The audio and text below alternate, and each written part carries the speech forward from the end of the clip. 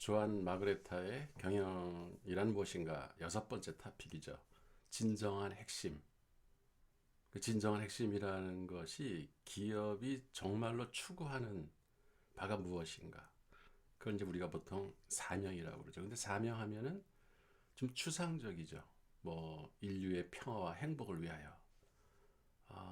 뭐 통신사 같으면은 그 인간들의 의사소통을 원활하게 하기 위하여. 뭐 이렇게 되게 추상적이기 때문에 경영자들은 그렇게 추상적인 사명을 세부적인 목표로 세분화해서 그거를 종업원들한테 제시를 해야 됩니다. 더 구체적으로는 그 목표를 달성했는지 여부를 평가할 수 있는 측정 도구를 제시해 줘야 돼요. 그래서 경영자들은 조직의 사명을 여러 가지 목표로 세분화하고 무엇이 성공적인 것인지를 확실하게 알려주는 성과 측정 도구를 제시함으로써 이런 작업을 완성할 수 있습니다. 그래서 진정으로 조직에게 필요한 것은 바로 사명을 구체화한 목표, 그리고 그거의 달성 여부를 평가할 수 있는 측정 도구, 이런 것들을 제시하는 거라는 거죠. 그럼 경영의 목표는 뭐 수익인가? 여기 책에서는 이제 바텀 라인이라는 말을 썼어요. 기저선. 그러니까 최소한 기업은 수익을 내야 되느냐? 당연하죠. 그렇지만 그게 다가 아니라는 거죠. 그러니까 경영의 진정한 목표는 고객을 위한 가치를 창조하는 것이고, 수익은 그 결과로 나타나는 것이지, 기업이 수익을 추구해서 사업을 한다면, 경영을 한다면 그건 좀 문제가 있다. 그런 얘기입니다. 그래서 그런 그 조직의 목표를 잘못 잡은 예, 그걸 어떻게 바꿔서 성공으로 기업을 이끌었는가, 그런 예들이 이 책에 몇 가지가 소개되고 있어요. 헨리 포드, 포드 자동차 회사의 창업주죠. 이 사람은 그 경영의 목표를 수익으로 잡지 않았어요. 이 사람은 대중을 위한 차를 만드는 것을 자기 기업을 운영하는 목표로 삼았습니다. 그래서 수익을 추구하는 주주들을 설득하기 위해서 노력을 했지만 잘 안 되니까 자기가 주식을 사들여서 자기 지분을 충분히 확보한 다음에 최고 경영자로서 그 포드 자동차의 그 기업 목표를 대중을 위한 차를 만드는 것으로 바꿨습니다. 그러면 이제 그 최고 경영자의 그런 일종의 이것도 경영 철학이겠죠. 이런 철학을 바탕으로 조직이 바뀌고, 그 다음에 종업원들이 일하는 태도가 달라지는 거죠.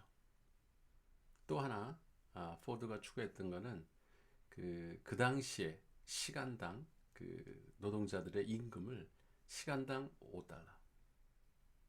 지금 뭐 5달러는 아무것도 아니겠지만 그 당시로서는 엄청나게 파격적인 임금이었습니다. 요즘에 뭐 최저임금을 올려서 무슨 경제가 나빠졌다는 이런 소리 하는 사람들은 참 이 포드의 정신을 좀 본받아야 될 것 같아요. 그러니까 일반 기업에서 주는 임금의 거의 2배 가까이 주는 걸 목표로 했어요. 그러면 어떻게 했어요? 종업원들은 임금을 많이 받으면 자기 스스로 자기 직업에 대한 어떤 자부심을 갖게 되겠죠. 그리고 더 열심히 일을 합니다. 그걸 믿었던 거죠, 포드는. 그래서 1900년대 초에 미국 자동차계를 제압할 수 있었던 원동력이 된 겁니다. 그리고 이제 나사, 미 항공우주국이죠. 여기서는 그 한때 이제 연방 예산을 축소를 했어요. 미국 경제가 어려우니까 나사에 투입되는 그 항공 우주 산업에 투입되는 예산을 이제 줄여 나가니까 그 당시에 이제 그 나사의 소장, 연구소장이 그 목표를 설정을 한 거예요. 더 빠르게, 더 싸게, 더 낮게. 그러니까 뭔가 성과가 빨리빨리 나오는 그런 연구 프로젝트에만 투입을 하고, 그리고 가능한 빨리 뭔가 성과를 추구하는 이런 식으로 이제 이 나사 그 연구소가 돌아가다 보니까 결과적으로 그 화성 기후 탐사선을 띄웠는데 그 착륙 받침대 스위치 결함이라고 하는 아주 간단한 이유도 발견을 못하고 결국은 그 탐사선이 화성에 닿기도 전에 그 충돌을 해서 1억 6,500만 달러, 어마어마한 돈이죠. 이 돈을 그냥 공중에 날려보냈죠.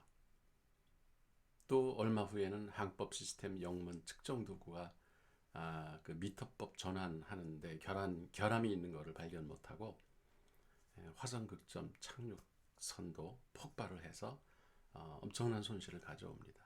이렇게 이런 대단한 큰 연구 조직도 조직의 사명을 망각하고 이런 잘못된 목표를 설정을 하면은 엄청난 실패를 가져올 수 있다라고 하는 좋은 교훈을 남긴 사례였죠. 그리고 이제 피델리티라고 하는 미국의 보험회사가 있어요. 여기서 이제 연금 펀드 시장 점유율을 늘리는데 상당히 성공을 거둡니다. 그랬더니 CEO가 와가지고 이게 과연 연금 펀드 시장률을 증가시키는 게 이 피델리티 회사의 목표인가, 사명인가? 그건 아니었다 이거죠.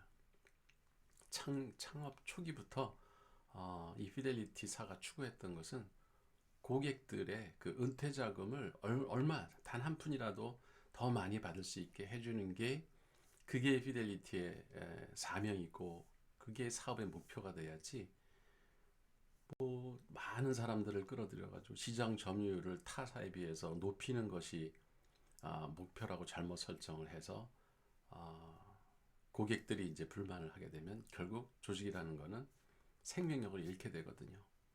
그래서 진정한 핵심이 조직의 핵심이 무엇인가? 이거는 그 조직이 추구하는 사명을 어떻게 목표화하느냐, 그 목표를 어떻게 성과 측정을 하는가, 이거를 정확히 정하는 것이 되게 중요하다는 겁니다. 또 한 사례로 콘티넨탈 항공, 이 항공사에서는 여러 지역의 항공 노선을 가지고 있었고 운항 횟수도 타 경쟁 기업에 비해서 뭐 다른 데가 예를 들어서 주 3회를 한다 그러면 여기는 뭐 매일 1회씩 그 항공을 운항을 하고 이러다 보니까 기업이 점점 이제 그 손님 없는 비행기를 또 이 운항 횟수 채우느라고 운항을 하고 그러면서 적자가 이제 누적이 되기 시작해서 회사가 이제 어려움에 처하죠. 그래서 새로운 CEO가 와서 이 30명 이하, 그러니까 120석이나 있는 큰 비행기에 30명 이하가 그 고객이 타는 비행기는 노선을 취소한 겁니다. 그래서 과감하게 지역에도 별로 손님이 없는 지역, 그 이익이 많이 안 남는 너무나 단순한 거예요. 그러니까 수익성이 없는 노선은 폐지를 하고 운항 횟수도 뭐 하루에 3회 막 이렇게 되던 거를 하루 한 번만. 그래서 그 대신 이 기업이 추구하는 거는 항공 노선을 늘리고 운항 횟수를 늘리는 게 이 기업이 추구하는 바는 아니었을 거 아니에요.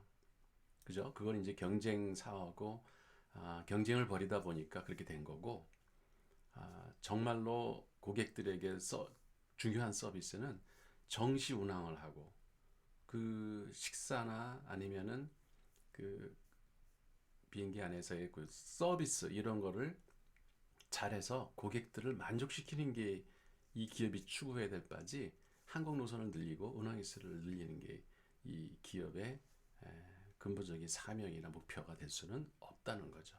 이렇게 목표 설정을 잘못하면은 기업이 적자에 허덕일 수가 있고 궁극적으로는 기업이 망할 수도 있는 거죠.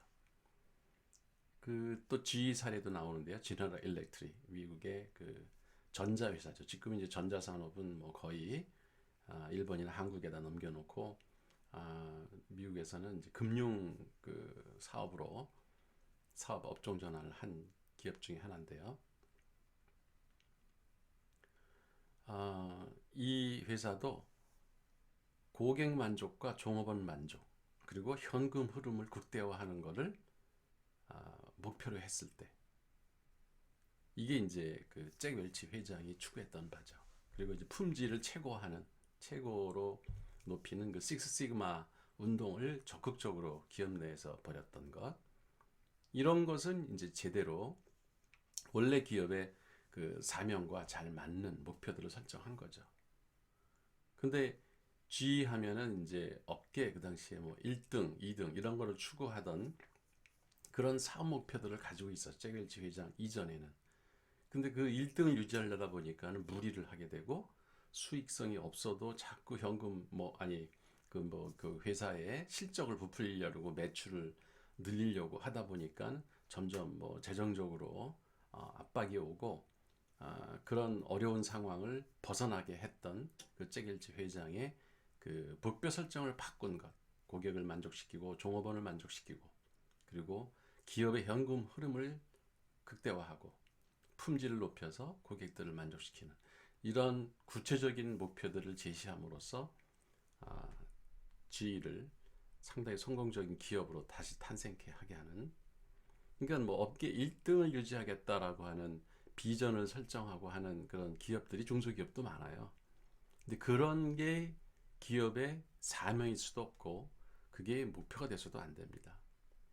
정말로 기업이 추구하는 바가 무엇인가를 정확히 알고 경영자는 목표를 설정해야 된다는 거죠. 그리고 이제 그런 목표를 설정했으면은 중요한 것이 그 목표를 달성했는지 여부를 측정할 수 있어야 돼요. 우리 앞에 6번째 토픽에서도 숫자 경영이라고 하는 데서 다뤘던 것처럼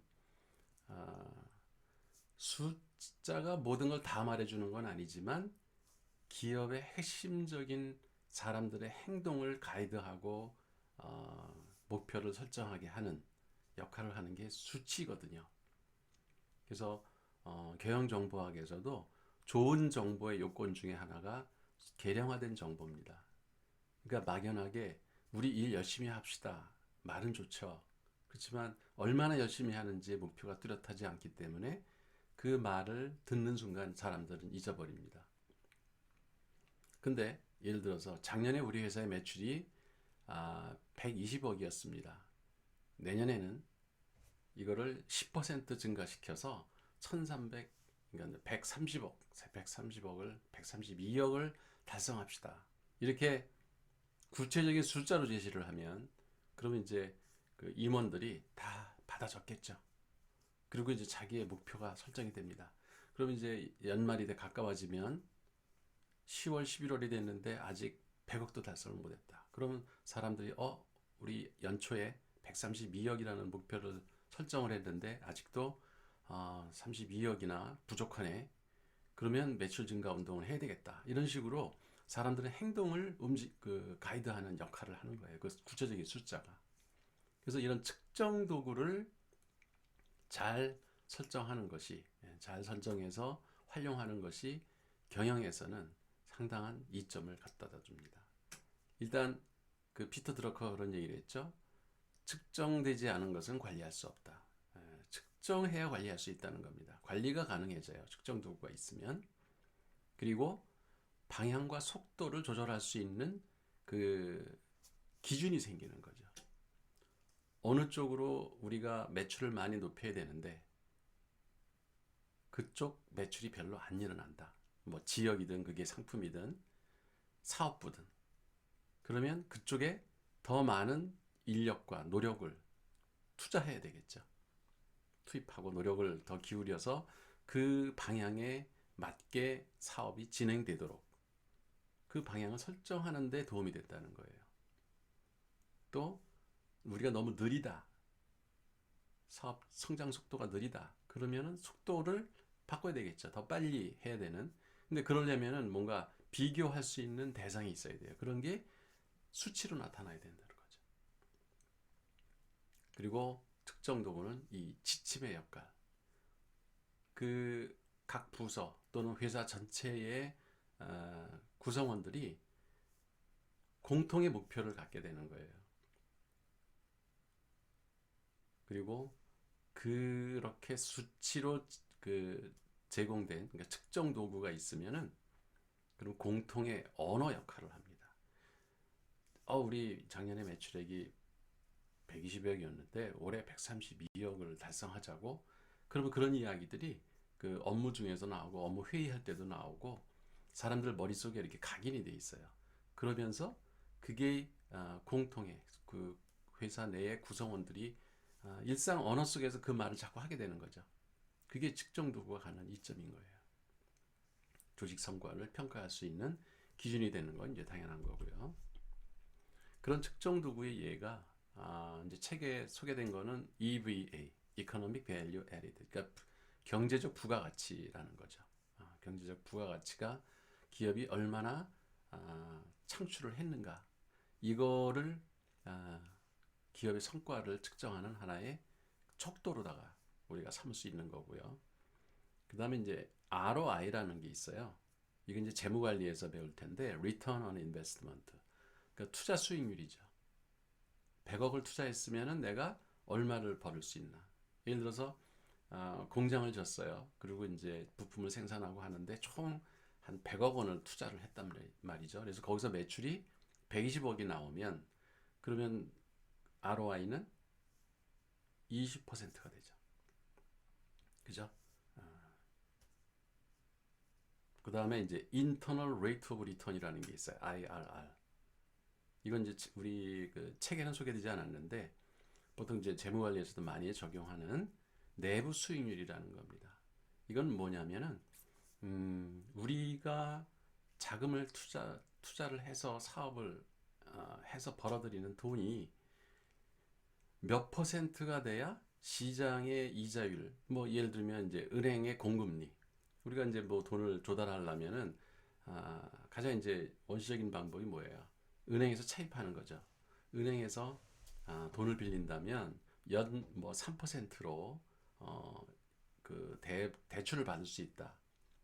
근데 이제 내부 수익률을 한번 계산해 보는 거죠. 어떤 투자를 했을 때 들어오는 수익을 뭐 한 3년, 5년 이렇게 그 회수될 금액들을 갖다가 쭉 한번 계산을 해봅니다. 그러니까 들어올 돈, 나갈 돈.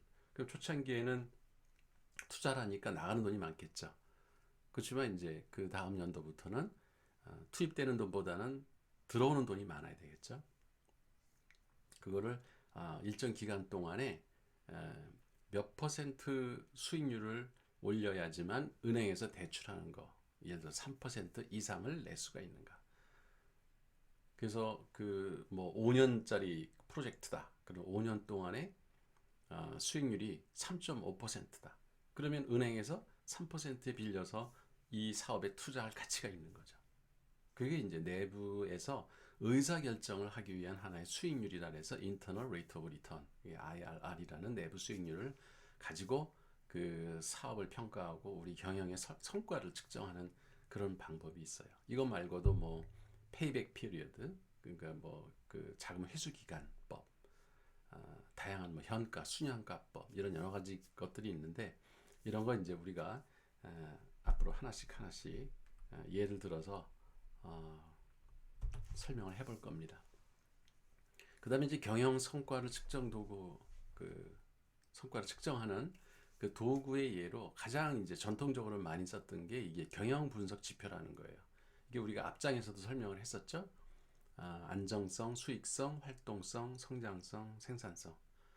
여기에 이제 유동 비율 그 산출식에 오류가 있네요. 유동 자산입니다. 유동 비율이 아니고 유동 자산 나누기 유동 부채 하면은 유동 비율이 나오죠. 그래서 연도별로 어떻게 안전성이 변해가는가, 유동 비율이 어떻게 변해가는지, 또 경쟁 기업과는 어떤지, 또 중소기업, 이 회사가 이제 중소기업이라면 그 같은 동종기업에 있는 제조 평균하고 비교를 해서 우리 회사가 어떤지 이런 걸 측정해 보는 게 경영 분석 그 성과 지표들입니다.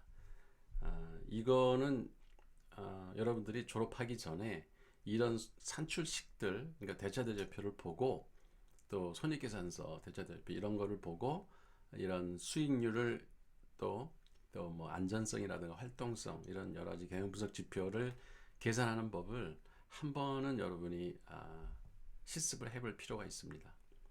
나중에 우리가 과제로다가 이런 작업을 한번 해보겠습니다.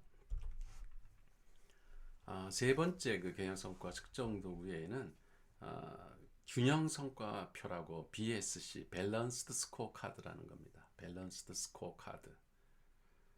이게 이제 무슨 얘기냐면 앞에서 우리가 다뤘던 그 성과 측정 도구들은 대부분 수익, 즉 재무적 관점에 초점을 맞췄었죠. 그게 이제 보통 버텀 라인이라는 거예요. 기업의 성과를 측정할 때 기저선, 가장 밑바닥에 깔린 것은 수익이 나야 된다라고 하는 것. 이익이 나야 된다는 거죠. 그게 이제 재무적 관점이에요. 근데 그것만 가지고 기업을 평가해서는 단기적 성과에 너무 매몰될 수가 있다. 그러니까 당장 이익이 나지만 내년이나 미래가 보장이 안 돼 있다면 그런 기업은 별로 가치가 없는 기업이 되는 거죠. 그래서 재무적 성과가 나온다고 하는 것, 이거는 미안합니다.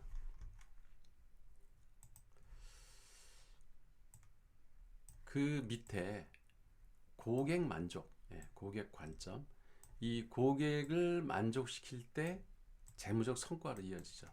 그죠? 고객을 만족시켜야 우리 제품과 서비스를 고객이 사줘야 이익이 나는 거죠.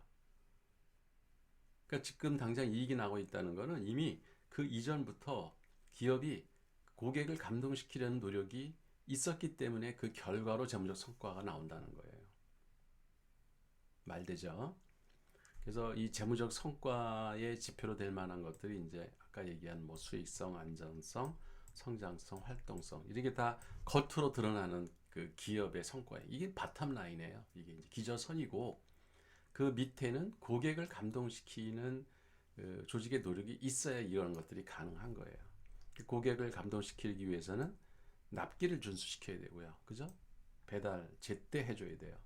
또 품질에서도 만족을 줘야 되고 그리고 고객이 요구하면 반응하는 게 아니라 미리 선제적으로 고객이 무엇이 불편할까, 고객이 불만을 느끼는 것이 뭔지를 먼저 고객들한테 물어봐서 선제적으로 대응하는 마케팅. 이런 것이 동원되면 고객이 감동을 하겠죠. 그리고 이런 고객을 감동시키려면 그 밑에 여러 그 후선 부서나 조직 내부에 프로세스, 업무를 처리하는 절차들이 효율적이기 때문에 이런 고객 감동시킬 수 있는 힘이 나오는 겁니다. 그죠? 그러니까 효율적인 내부 프로세스가 얼마나 잘 작동을 하고 있는가를 봐야 돼요.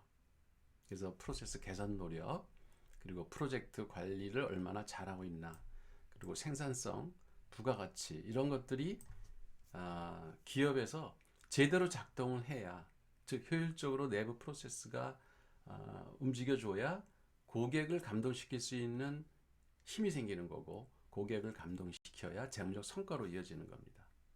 또 더 밑으로 내려가면 종업원들이 효율적으로 일을 잘 처리한다는 얘기는 이미 잘 훈련되고 교육을 잘 받아서 즉 학습을 하고 이런 성장을 위한 혁신 노력 이런 것들을 기울였기 때문에 생산성이 높고 프로세스를 잘 계속 수정해 나가고 개선하면서 프로젝트 관리를 잘하고 즉 효율적 내부 프로세스가 좋아지는 거예요. 그게 이제 고객 감동으로 이어지고 재무적 성과까지 가는 거죠. 그러니까 어느 기업의 성과를 평가할 때 단순히 이 재무적 관점만 봐서는 안 된다는 거죠. 고객 관점도 보고 내부 프로세스 관점도 보고 학습, 혁신, 성장 관점 이런 것들을 골고루 봐야 즉 균형되게 이 네 가지 관점을 다 측정할 수 있어야 기업의 성과를 제대로 측정할 수 있다라고 하는 게 이제 이 밸런스드 스코어 카드, 균형 성과 지표라고 하는 이 측정 도구의 장점입니다. 그러면 이제 결국 기업의 비전과 전략을 달성할 수 있겠죠. 그래서 이 BSC는 우리가 또 한번 나중에 자세하게 다룰 겁니다. 이 사명과 기재선, 아까 이제 이게 기업의 진정한 핵심이라고 그랬죠. 기업이 어떤 사명을 가지고 사업을 하느냐. 그것이 구체적으로 어떻게 목표화되느냐. 그리고 그걸 측정하기 위한 성과 지표, 측정 도구는 무엇인가. 이게 이제 바텀라인, 기저선이죠. 이런 거를 설정할 때 사람들이 흔히 저지르기 쉬운 오류, 사명이라는 거는 사람이 하는 거다. 이런 생각을 우리가 많이 하죠. 그래서 상당히 추상적인 생각을 하는 거예요. 결국 그 기업의 사명은 사람이 달성할 거기 때문에 사명은 사람이 좋아야 된다. 결국 사람의 문제다. 이렇게 생각을 하고 버텀라인은 뭐냐? 기업의 버텀라인은 수익이죠. 수익을 내야 돼요. 근데 사람은 수익하고는 크게 상관이 없어 보이잖아요. 그죠? 좋은 사람, 좋은 인재를 뽑아오면 과연 그게 수익으로 이어질까? 그런 의심들을 하는 거예요. 그러니까 사람이 이퀄 수익은 아니다. 그러면 이제 논리적으로 우리가 어떤 결론을 내냐면 그러므로 사명은 버텀라인 수익이 아니다. 무슨 얘기예요? 그 조직이 달성하고자 하는 그 사명을 이 결국은 수익이 받쳐줘야 되는데 그게 안 된다. 예. 그러니까 이제 사명은 그 수익 갖고 달성할 수가 없다. 그래서 그건 별개의 문제다. 이런 생각을 할 수가 있는 거예요. 이건 논리적 오류인 거죠. 결국 좋은 인재가 수익을 냅니다. 그죠? 사람 이퀄 수익인 거예요. 그래서 아까 그 밸런스 스코어카드, 그 균형 성과 지표에서 맨 마지막에 그 학습과 성장 그리고 혁신 노력 이렇게 인간에게 투자를 해야 좋은 인재를 영입하고 그 인재들을 계속 훈련을 시켜서 똑똑한 사람들을 만들면 그 사람들이 결국은 그 기업의 사명을 달성하고 그것이 수익으로 결과로 나온다라고 하는 이런 그 내부 진정한 논리를 우리가 생각을 해야지 이처럼 사람은 수익이 아니기 때문에 그게 바로 수익으로 이어지는 게 아니다. 그러면 결국 그 기업의 사명이라는 거는 수익이 아니다. 달성할 수 없다. 이런 식의 사고를 해서는 안 된다는 거죠.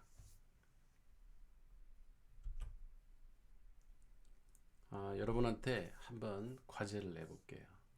이제 대학에 진학을 했으니까 대학이 사명을 제대로 달성. 그러니까 대학의 사명이 뭔지부터 여러분이 생각을 해야 되겠죠. 대학의 사명이 무엇인지를 한번 목표 설정을 해보고요. 그 사명을 달성하기 위해서 어떤 성과 지표들을 대학은 관리해야 될까? 그래서 여기 이제 성과 지표로 나와 있는 예들이 있어요. 학급당 학생 수를 늘릴 거냐, 도서관 장서 수를 늘릴 거냐, 수업 시간을 얼마나 할 거냐, 교양 과목 수를 늘리는 게 좋은가, 수업 만족도를 높이겠다, 취업률을 높이겠다, 뭐 그 인근에 학교 인근에 있는 주민들의 만족도를 높이겠다. 그 다음에 취업 후 그 학생들의 졸업하고 나서 직업을 가졌어요. 취업한 다음에 자기 직업에서 얼마나 만족을 느끼는가. 이런 거를 측정하는 것이 과연 의미가 있는 것인지 이런 걸 여러분이 한번 고민을 해보세요. 대학을 평가하는 지표가 무엇이 돼야 될까? 그러면은 이걸 잘하면 여러분은 대학 총장 값이 될 수 있습니다.